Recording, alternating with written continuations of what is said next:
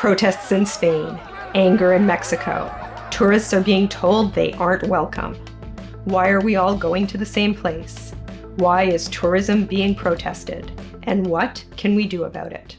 Let's get into some of the reasons why tourists are all flocking to the same spots, and what we as slow travelers can do to avoid the growing crowds. And no, we don't think the answer is to just stay home.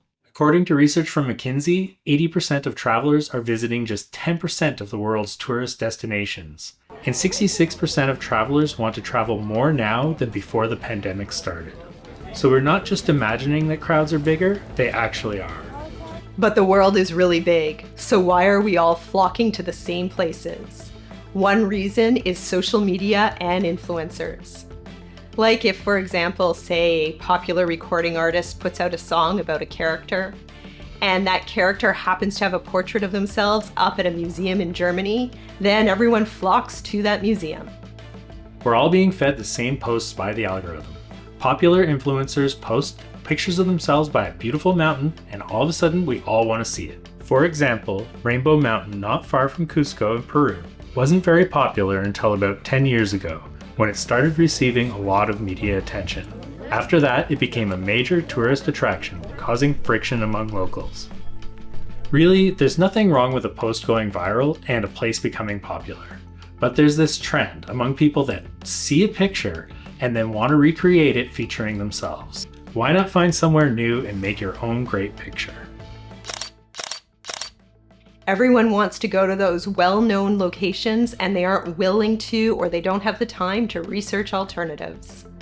But as slow travelers, we have the time to find lesser-known spots and go there instead.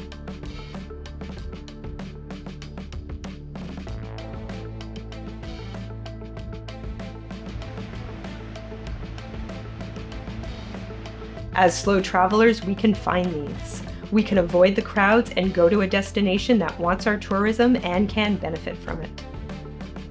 Another reason we're all going to the same popular destinations is that there can be a prestige to going to a well-known location, and then we can get our photo taken in front of that popular Instagram spot. Now I get it, there is nothing quite like the Eiffel Tower. It's an amazing feeling to see it in person, and then to look down onto Paris from the top of the tower while feeling the breeze in your hair. But also consider smaller, lesser-known locations that might be happier and more welcoming of tourists as they get less of them. And as an added bonus, there might be less scammers hanging around trying to get you to buy a rose. For example, when we were in Argentina last year, we were driving through a remote part of the country and accidentally came upon this fantastic archaeological area filled with Incan artifacts.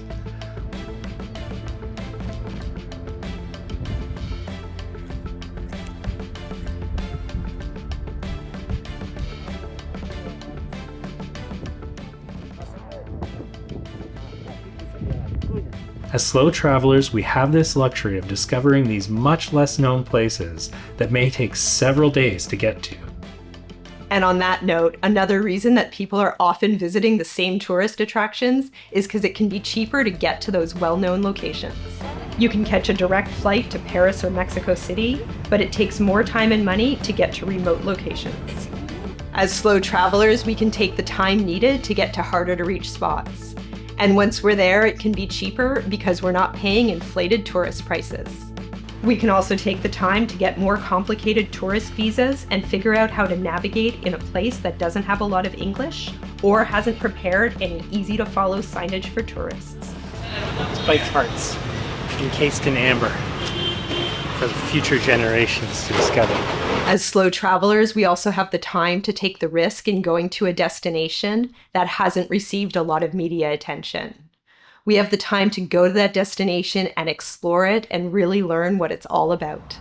Because we're exploring over longer periods and not spending our short 2-week vacation on a chance it might not be what we hoped, we can risk going to a place that might not be as amazing as we thought it would be. If it doesn't work out, we just move on to our next destination. But if it does work out, we just found a fantastic place away from the crowds. Just a quick note about safety though. Not all regions or bus and tour operators are held to the same safety standards you might be expecting. And the chances of this can increase as you stray away from the usual tourist routes. If something doesn't feel right, don't be afraid to change your plans, cancel the tour, or make a quick exit to another location. This could mean giving up the cost of your ticket, but it's important to put your safety first.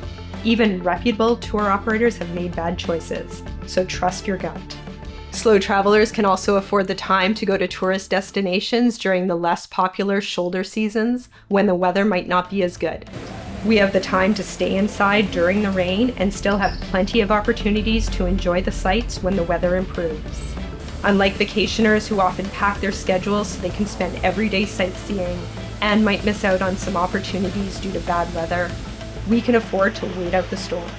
Of course, we still need to balance that with dangerous weather. I would avoid going to places during hurricane or monsoon season.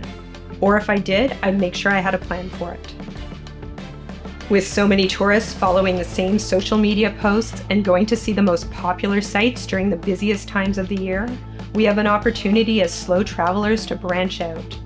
We can explore new areas and travel during less popular seasons to try and reduce some of the impact of overtourism. And just a reminder that no matter what your style of travel, remember that we are guests in someone else's home. We can be good guests by following the local rules, only staying at authorized hotels and short-term rentals, buying from local businesses instead of larger international chains, and being respectful of the local people and customers. And that's our video for today. Thank you for being here, and we will see you in the next one.